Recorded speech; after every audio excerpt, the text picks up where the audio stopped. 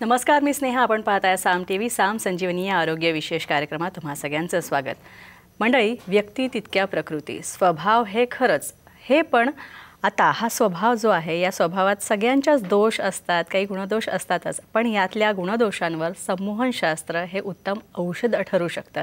एकेकाळी संमोहनशास्त्राबद्दल बरेच गैरसमज होते, मात्र आज अनेक डॉक्टर्ससुद्धा संमोहनशास्त्राला अधिक प्राधान्य देताना दिसत आहेत. संमोहनशास्त्र म्हणजे मनावर ताबा मिळवण्याचं शास्त्र. आपल्या मनात सकारात्मक आणि नकारात्मक विचारांची चलबिचल असते, मात्र सकारात्मक विचार पूर्ण मनात येण्यापूर्वीच नकारात्मक विचार हे मनात डोकावतात किंवा शिरकाव करतात आणि मग कधीकधी आपलं नुकसान होतं. आता हे नकारात्मक विचार आपल्या मनातून काढून टाकण्यासाठी मनावर सकारात्मक विचारांचं बीज पेरणं आवश्यक आहे आणि यासाठीच आपल्याला संमोहनशास्त्राची खूप मदत होते. संमोहनशास्त्राचा फायदा कसा होतो? विना औषध संमोहनशास्त्राद्वारे आपण मानसिक आणि शारीरिक आजारांवर कसे उपचार करू शकतो, तसंच मनाचं, थोडक्यात मनाचं सर्व्हिसिंग जे आहे ते कसं आपण करू शकतो, संमोहनशास्त्राच्या मदतीने मनाचे मालक आपण कसे बनायचं, या सगळ्या प्रश्नांची उत्तरं आपण आजच्या या शोमध्ये, आजच्या या कार्यक्रमात घेणार आहोत. आणि त्यासाठी आपल्यासोबत आहेत सुप्रसिद्ध संमोहन तज्ज्ञ राजेश वाळके. सरांचं स्वागत करूया. सर, तुमचं स्वागत. सरांशी ओळख खरं तर वेगळी करून द्यायला नको. सर हे सुप्रसिद्ध संमोहनशास्त्रज्ञ आहेत. अनेक सेलिब्रिटीजसुद्धा सरांकडे येतात आणि अनेक सर्वसामान्यांनासुद्धा त्यांनी मानसिक स्वास्थ्य प्रदान केलं आहे संमोहनशास्त्राद्वारे. चला तर मग आता चर्चेला सुरुवात करूया. सर, व्यक्ती तितक्या प्रकृती, असं मी सुरुवातीला म्हटलं आणि खरंच आधी म्हणतात की एखाद्याच्या स्वभावाला आपण कंटाळतो आणि आपण म्हणतो की तुझ्या स्वभावाला ना काहीच करू शकत नाही, त्याला औषधच नाही आहे. पण बऱ्याचदा असं होतं की काही व्यक्तींचा चिडका स्वभाव किंवा कुणाला समजून घेण्याची न वृत्ती, तर मग या सगळ्या वृत्तीतून किंवा या सगळ्या स्वभावातून जर आपल्याला त्याला बाहेर काढायचं असेल किंवा त्याचा स्वभाव थोडाफार सुधारायचा असेल किंवा त्याचा चिडकेपणा घालवायचा असेल, तर याला आपण संमोहनशास्त्र कसं वापरू शकतो?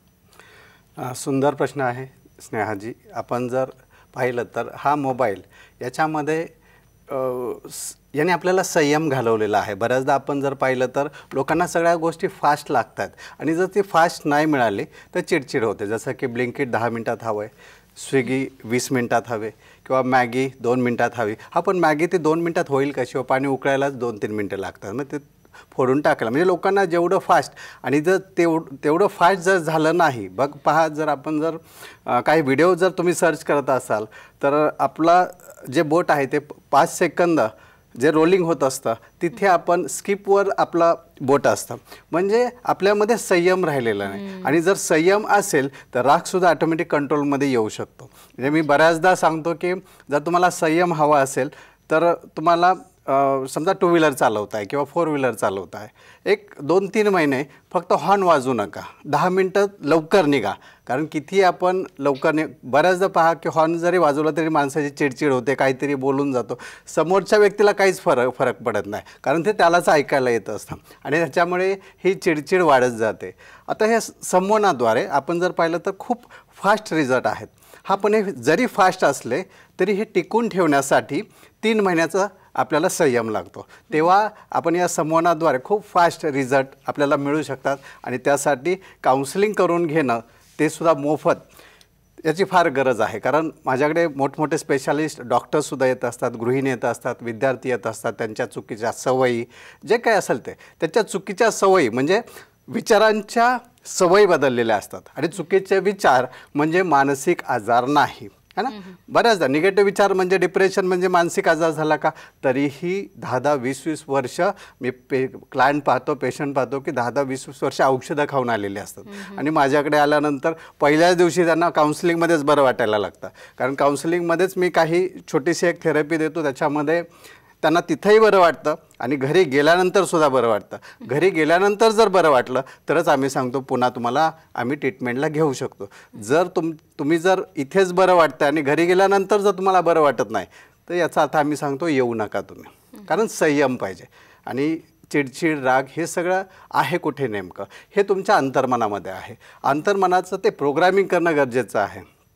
आणि आता हे प्रोग्रामिंग म्हणजे समजून घ्या की जसं की हा मोबाईल, आता जे काही आपल्यामध्ये नकारात्मक विचार असतात, नकारात्मक विचार आपण जर पाहिलं तर ते काढण्यासाठी काय करावं लागेल, पहिल्यांदा सकारात्मक विचार करावे लागतील. समजा या मोबाईलची मेमरी 20 GB आहे. 20 GB पेक्षा जर जास्त जर आपण व्हिडिओ टाकत बसलो तर काय होईल की तो हँग होईल. आणि तसंच झालं आहे, हँग झाल्यासारखं होतं. मग काय करावं लागेल, यातला काही भाग काढून टाकावा लागेल, डिलीट करावं लागेल. मग आपण दुसरं सॉफ्टवेअर टाकू शकतो, दुसरे व्हिडिओ टाकू शकतो, मग तो व्यवस्थित चालेल. तसंच माणसाचं आहे.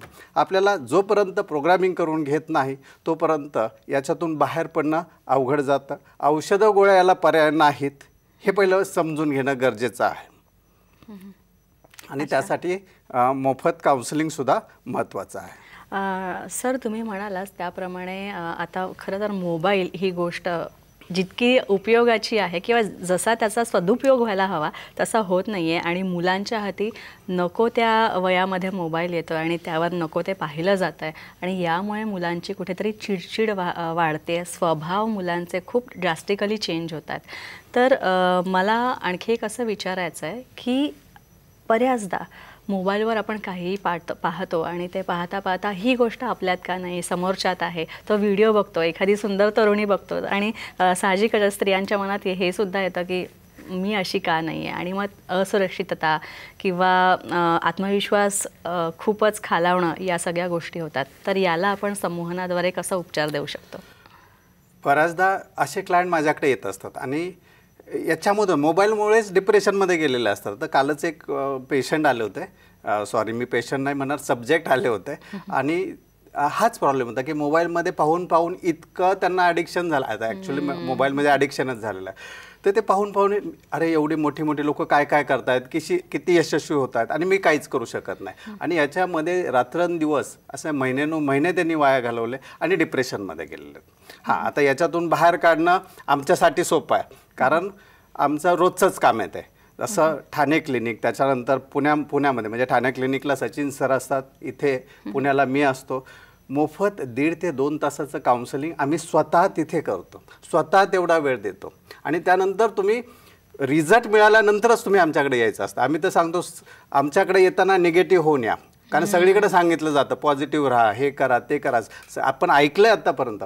हा, पण हे राहणार कसं हे कोणीच शिकवत नाही. आणि याच्यामधून संमोहनाद्वारे हे पहिलं जे काउन्सिलिंग होतं त्यातूनच पहिला रिझल्ट मिळतो. आणि रिझल्ट मिळाल्यानंतर आपण त्यांना पुढे कंटिन्यू करू शकतो. जर रिझल्ट मिळाला नाही तर तुमचे पैसे, माझा वेळ दोन्हीही वाया न जाणं हे मी प्रत्येक क्लायंटला सांगतो. हां, फक्त त्याआधी तुम्हाला स्क्रीनवर जे नंबर दिले त्याच्यावर तुम्हाला अपॉइंटमेंट घ्यावी लागेल आणि अपॉइंटमेंट घेऊनच तुम्हाला यावं लागेल. नक्कीच सर. आणखी एक गोष्ट की आता संमोहन जे आहे ते आपल्या अंतर्मनावर काम करतं, पण हे जे अंतर्मन आहे याचं सर्व्हिसिंग करण्यासाठी तुम्ही ज्या प्रकारचं उपचार पद्धती वापरता, तर त्याविषयी मला असं म्हणायचं आहे की अंतर्मनावर संस्कार करायचे किंवा मनाचे गुणधर्म बदलायचे संमोहनाद्वारे, म्हणजे नेमकं काय करायचं? खूप छान प्रश्न विचारला. मग सुरुवातीलाच तुम्ही माहिती देताना सांगितलं की जे पेरणार तेच उगवणार आहे. जसं की चिक्कूचं बी लावलं तर चिक्कूच उगवणार आहे, आंब्याचं जर बी लावलं तर आंबाच उगवणार आहे, आणि काहीच नाही टाकलं तर काहीच नाही उगवणार असं तुम्ही म्हणताय. पण तसं नाही आहे. जर काहीच नाही टाकलं तर काहीतरी उगवणार आहे, म्हणजेच तण उगवणार आहे. म्हणजे तसंच मनातलं सुद्धा जे अंतर्मनामध्ये जो गाळ आहे, जे नकारात्मकतेचं तण आहे, ते काढण्यासाठी आपल्याला संमोहनाचा खूप छान उपयोग होतो. अंतर्मनाच्या आपल्याला कोणत्याही प्रॉब्लेमच्या मुळापर्यंत पोचता येतं. त्यामधून तुमचे रिलेशनशिप चांगले होऊ शकतात, त्यामधून तुमचं भवितव्य चांगलं होऊ शकतं. बऱ्याचदा भीती, असुरक्षितता याच्यामुळे माणूस पुढे जाऊ शकत नाही.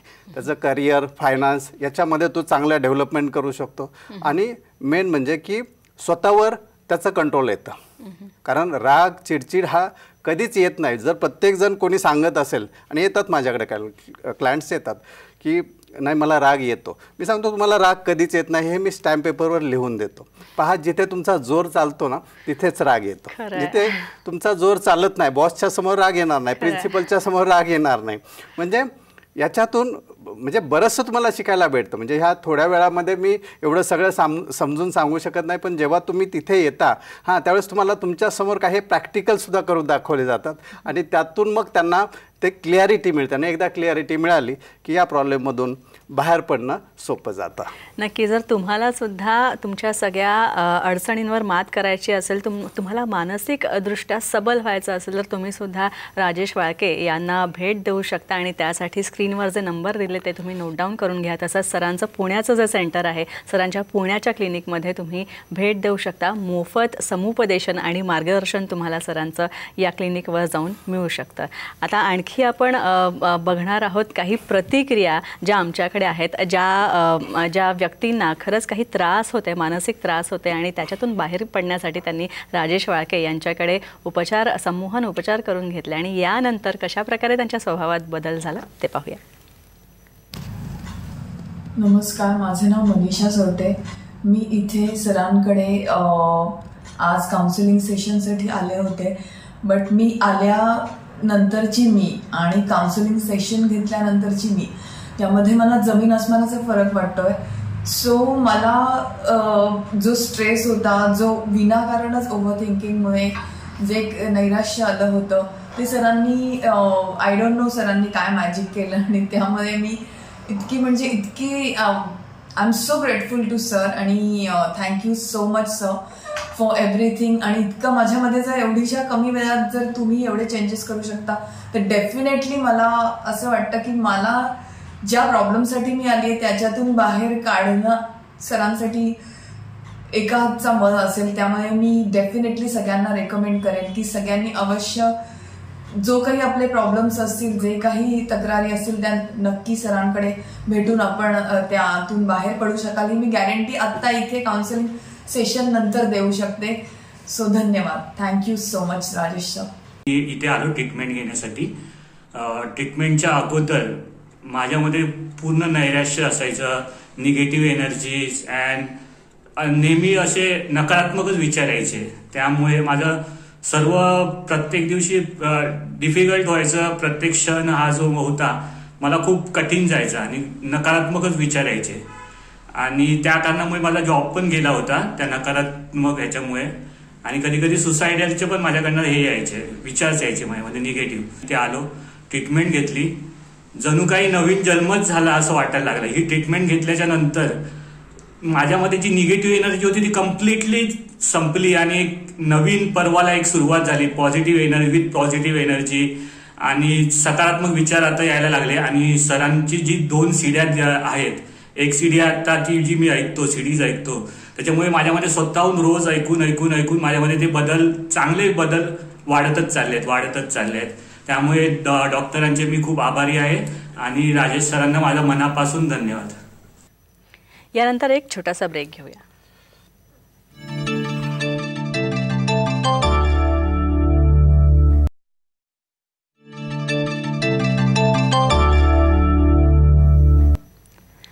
ब्रेकनंतर आपलं स्वागत. सर, आणखी एक म्हणजे विविध व्याधी ज्या शरीराला जळतात पण शरीरापेक्षाही त्याचा जास्त परिणाम मनावर सुद्धा होतो.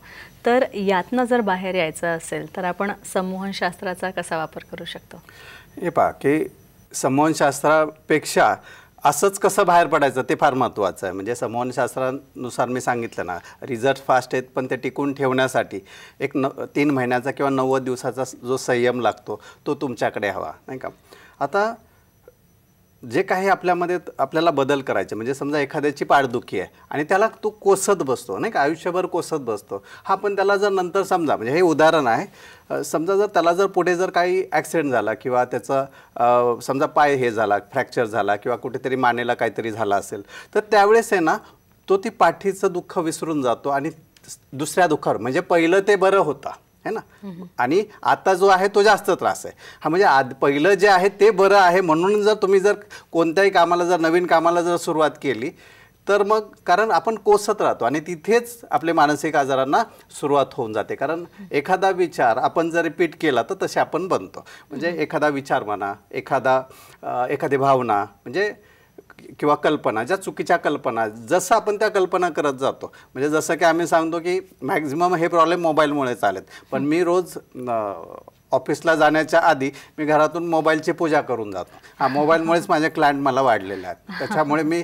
हे सांगेल की पहिल्यांदा मोबाईलमधून बाहेर या, कारण मोबाईलमध्ये दोन्ही गोष्टी दिलेल्या आहेत. दूध चांगलंही आहे, फायदे दिसतील तुम्हाला आणि दूध किती वाईट आहे त्याचेसुद्धा तुम्हाला तोटे दिसतील. म्हणजे कोणतीही गोष्ट मेडिटेशन किती छान आहे त्याचे फायदे काय ते सुद्धा तुम्हाला पाहायला भेटेल आणि मेडिटेशनचे तोटे काय ते सुद्धा तुम्हाला पाहायला मिळेल. हां, म्हणजे मोबाईलवर किती निर्भर राहायचं हे महत्त्वाचं आहे. म्हणजे जसं आता मोदी सांगतात की आत्मनिर्भर व्हा, पण आपण मोबाईल निर्भर होतोय आता, यातून बाहेर पडणं गरजेचं आहे. नक्कीच. सर, आणखी एक म्हणजे आपल्या मनाला किंवा आपला स्वभाव, सगळ्यांचा स्वभाव असा असतो की आपल्याला वाईट सवयी पटकन जडतात. आता त्यातलीच आणखी एक सवय म्हणजे व्यसनाधीनता. सगळ्यांना भले मग ते शॉपिंगचा व्यसन असो किंवा मद्यपान करण्याचं व्यसन असो किंवा आणखी कशाचं धूम्रपानाचं व्यसन असो, तर मग या सगळ्याच्या बाबतीत आपण कसा वापरू शकतो संमोहनशास्त्राचा उपचार? बऱ्याचदा आपण पाहिलं तर असुरक्षिततेची भावना आणि नकारात्मक विचार हे कमी करण्यासाठी आपण जर पाहिलं तर याचा वापर केला जातो. मग सिगरेट असेल, दारू असेल. बऱ्याचदा आता सिगरेट सुटत नाही. म्हणजे माझ्याकडे आता परवा एक 3 दिवसापूर्वी एक BHMS डॉक्टर आले होते आणि ते खूप फेमस आहेत. मी ठिकाण नाव सांगणार नाही, पण ते खूप फेमस आहेत की ते व्यसनं सोडवतात. म्हणजे दारूचं व्यसन किंवा इतर काही व्यसनं सोडवण्यासाठी, म्हणजे काही चुकीच्या सवयी मुलांच्यावर ते सोडण्यासाठी ते म्हणजे प्रख्यात आहेत. पण ते माझ्याकडे आले, काउन्सिलिंग केलं आणि काउन्सिलिंगमध्ये मला समजलं की ते स्वतःचं गुटख्याचं व्यसन सोडण्यासाठी माझ्याकडे आले होते.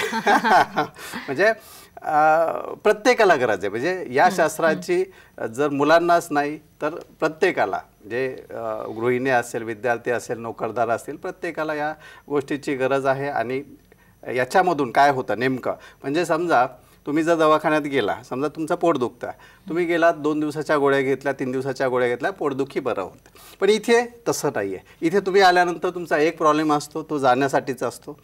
पण तुम्हाला मिळणारा म्हणजे एकाग्रता वाढते, तुमची स्मरणशक्ती वाढते, ग्रास्पिंग लेवल फास्ट होतं, तुमचं निर्णय क्षमता वाढते, तुमची इम्युनिटी पॉवर वाढते, म्हणजे कार्यक्षमता तुमची वाढते. आणि हे परमनंट आहे. हिप्नॉटिझम हे संमोहनशास्त्र हे परमनंट आहे. बाकी जे तुम्ही यूट्यूबला पाहता ते टेम्पररी आहे. तुम्हाला टेम्पररी बरं वाटतं, टेम्पररी तुम्ही त्यातून बाहेर येता. हां, पण कोणतंही व्यसन, कोणत्याही सवयी जर पूर्ण बदलायच्या असतील तर तुम्हाला 90 दिवस त्याची प्रॅक्टिस करणं गरजेचं आहे. आणि प्रॅक्टिस म्हणजे जसा आपल्याला जिमला जावं लागतं तसं हा सुद्धा सर्व्हिसिंग, आपण मनाची सर्व्हिसिंग किंवा मनाचा व्यायाम हा तुम्हाला तिथे दिला जातो. रात्री आणि सकाळी प्रोग्रामिंगच्या काही ऑडिओ तुमच्या प्रॉब्लेमनुसार बदलून केलेल्या असतात आणि त्या तुम्हाला रोज रात्री आणि सकाळी तुम्हाला ऐकायच्या असतात. सर, आणखी एक व्यक्तिमत्व विकास. खरं तर आपल्यापैकी बरेच जण, आजकालचे तरुणी मला एखादा कोर्स करायचा आहे पर्सनॅलिटी डेव्हलपमेंटचा, पण महागड्या फीस भरतात, खूप पैसे भरतात, तो कोर्स करतात, पण ग्रूमिंगच्या नावाखाली बऱ्याच चुकीच्या गोष्टी पण शिकवल्या जातात. किंवा थोडक्यात आपण असं म्हणूया की आपला स्वभाव आपण त्या चुकीच्या पद्धतीने, चुकीच्या अर्थाने घेतो. पण मग आपला व्यक्तिमत्व विकास करायचा असेल आणि आपला आत्मविश्वास वाढवायचा असेल तर आपण संमोहनशास्त्र कसं वापरू शकतो? बऱ्याचदा आपण पाहिलं तर आपल्यामध्ये जी भीती असते, ही भीती जोपर्यंत निघत नाही तोपर्यंत तुमचा आत्मविश्वास वाढणार नाही. किंवा गिल्ट असतं. बऱ्याचदा मी पाहिलं की गिल्ट आपल्याला सांगता येत नाही. एखादी व्यक्ती भीती सांगते पण गिल्ट सांगू शकत नाही. आणि जर ते गिल्ट समजलं तर त्यातून अगदी सहज बाहेर काढता येतं. माझ्याकडे मागच्या आठवड्यामध्ये म्हणजे एक मुलगा आला होता डिप्रेशनमध्ये, खूप एकलकोंडा झालेला. त्याला विचारलं कधी झालं, काय झालं, तर त्याच्याबरोबर त्याचे भाऊ वडील आले होते. म्हटलं त्यांची आई एक्सपायर झाली, तेव्हापासून तो एकलकोंडा झाला आणि तो त्यातून बाहेरच निघत नाही आहे. मग त्याच्याशी बोलताना मी त्याचं गिल्ट शोधलं पहिल्यांदा, म्हणजे काउन्सिलिंगमध्येच गिल्ट पाहिलं, नेमकं गिल्ट काय. तर मला समजलं की त्यांची आई ज्या दिवशी एक्सपायर झाली त्याच्या आदल्या रात्री त्यांनी आईला खूप त्रास होतो. आई म्हटली डॉक्टरांना बोलून घे पटकन. तर तुला वाटलं नेहमीचंच आहे. तो म्हटलं नाही, पित्ताचा त्रास झाला असेल तर कपची एक गोळी दिली आणि झोपवलं. त्याने काय ऐकलं नाही. पण सकाळी उठल्यानंतर कळालं की आई एक्सपायर झालेली. ते गिल्ट त्याचं हे तसंच टिकून राहिलं होतं. म्हणजे त्यातून तो काहीच करत नव्हता. जेव्हा संमोहनाद्वारे अंतर्मनामधून ते प्रोग्रामिंग बदललं त्यावेळेस त्याला तो गिल्टमधून बाहेर आला. म्हणजे आत्ताच मला कालच त्याचा फोन आला होता की सर मला इंटरव्ह्यूमध्ये मी पास झालो आणि मला जॉबसुद्धा लागलेला वा. आहे. एवढे छान रिझल्ट याच्यामध्ये मिळतात. एवढं आयुष्य वाया घालवण्यास म्हणजे एखाद्या गिल्टमुळं आपलं आयुष्य वाया जाऊ शकतं. एखादी कमतरता, बऱ्याचदा आपण म्हणतो की माझ्यामध्ये काहीतरी कमी आहे ना, आणि ती कमी पूर्ण करण्यासाठी आयुष्य संपून जातं. म्हणजे कोणतीही निगेटिव्हिटी ही आपोआप येते आणि चांगल्या गोष्टी आणण्यासाठी प्रयत्न करावे लागतात है ना. वाईट गोष्टी आपोआप येतात, चांगल्या गोष्टी आणाव्या लागतात आणि त्या आणण्यासाठी तुम्हाला ते जमत नाही, त्यासाठी मोफत काउन्सिलिंग करा. बऱ्याचदा मोफत काउन्सिलिंगमध्ये 60 ते 70% क्लायंट पूर्णपणे बाहेर येऊन जातो. खरं तर असे अनेक तरुण तरुणी आहेत ज्यांनी संमोहनशास्त्राद्वारे स्वतःचा व्यक्तिमत्व विकास साधलेला आहे. अशाच काहींच्या प्रतिक्रिया आपण पाहूया. हाय, माझं नाव सीमा रणावे आणि मी लाईफ कोच आहे, मॅथमॅटिक्सची टीचर आहे. मी इकडे यायच्या आधी मला थोडंसं स्टकअप वाटत होतं आणि थोडासा लेझीनेस आलेला. मला लाईफमध्ये खूप ग्रोथ करायची, त्यामुळे मला सरांचा, राजेश सरांचा हा सबकॉन्शियस माइंडवर डायरेक्ट इन्स्ट्रक्शन देण्याचा प्रोग्राम कन्सेप्ट खूप आवडला. आणि मग आता केल्यानंतर काल 2 दिवस झाले मी इथे सेशन घ्यायला आणि खूप लाईटर वाटते आणि आळस खूप कमी झालेला आहे आणि मला वाटतं आता मी खूप जास्त ग्रो करणार आहे. सर, थोडक्यात काय सांगाल? खरं तर आता करिअर डेव्हलपमेंट, पर्सनॅलिटी डेव्हलपमेंट या सगळ्या गोष्टी आहेत, पण जॉबमध्ये जर आपल्याला आणखी सेटल व्हायचं असेल तर थोडक्यात आपण संमोहनशास्त्र कसं वापरू शकतो? जॉबमध्ये तुम्हाला जो लागतो तो कॉन्फिडन्स लागतो. बऱ्याचदा आपण परफेक्शनमध्ये राहत असतो किंवा मला माहिती आहे नाही का, आय नो. तर हे जे विचार आहेत, हा जो ऑडिओ आतमध्ये आपल्या चालू आहे, हा ऑडिओ आधी चेंज करणं किंवा त्या ऑडिओबद्दल आपण म्हणजे अवेअर होणं. कारण हा जर ऑडिओमध्ये जर आपण अडकून राहिलो ना, प्रत्येकजण त्या ऑडिओमध्येच अडकून राहिलेला आहे की मला माहिती आहे किंवा मी कन्फ्यूज आहे, मला होईल का नाही, किंवा कुठेतरी तो कॉन्फिडन्स लो करत असतो. किंवा 60 ते 70 हजार विचार 24 तासात प्रत्येकाला येतात, पण तो प्रत्येक विचारांना आपण किती अवेअर आहोत आणि त्या प्रत्येक विचारांवर किती वेळ आपण तिथे स्थिर होतो हे फार महत्त्वाचं आहे. हां, सकारात्मक विचारांवर स्थिर होणं गरजेचं आहे. आपण ह्या चुकीचा जो आतमध्ये प्रत्येकाचा जो ऑडिओ चालू आहे, हे होईल का नाही, असं होईल का नाही, करेल का नाही, आणि ज्यावेळेस कन्फ्युजन असतं त्यावेळेस 100% तुम्ही तिथे इंटरव्ह्यू चांगला देऊ शकत नाही किंवा तुमचं सिलेक्शन होऊ शकत नाही. जोपर्यंत हे कन्फ्युजन आपलं बाहेर येत नाही तोपर्यंत तुम्ही चांगल्या प्रकारे इंटरव्ह्यू देऊ शकत नाही. नक्कीच. आणि हेच कन्फ्युजन, हीच गुंतागुंत जर तुम्हाला टाळायची असेल तर तुम्ही कुठेतरी संमोहनशास्त्राचा आधार घेऊ शकता आणि त्यासाठी तुम्ही राजेश वाळके यांना भेटू शकता. सर, तुम्ही इथे आलात त्यासाठी खूप खूप आभार तुमचे. यानंतर सामसंजीवनीमध्ये इथेच थांबतोय. नमस्कार.